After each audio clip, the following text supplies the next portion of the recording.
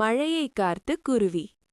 ஒரு வறண்ட காட்டில் பல நாட்களாக மழை பெய்யவில்லை. விலங்குகள் எல்லாம் சோர்ந்து போயின. அந்த நேரத்தில் ஒரு சிறிய குருவி தினமும் வானத்தை நோக்கி பாடியது.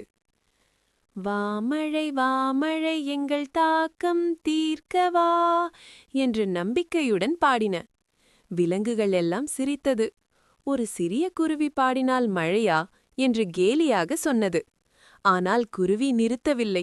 தினமும் அதே பாடலை நம்பிக்கையுடன் பாடி வந்தன. ஒரு நாள் குருவியின் குரல் வானத்தை தொட்டது போல இருந்தது. மேகங்கள் திடீரென கருமேகங்களாக திரண்டு மழை பெய்தது. அனைத்து விலங்குகளும் மகிழ்ச்சியாக துள்ளி குதித்தன.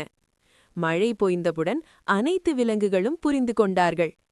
அளவு சிறியது என்றால் சக்தியும் சிறியது என்று அர்த்தமல்ல என்று புரிந்து கொண்டார்கள். நம்ம சேனலை பண்ணுங்க சப்ஸ்கிரைப். பாய்.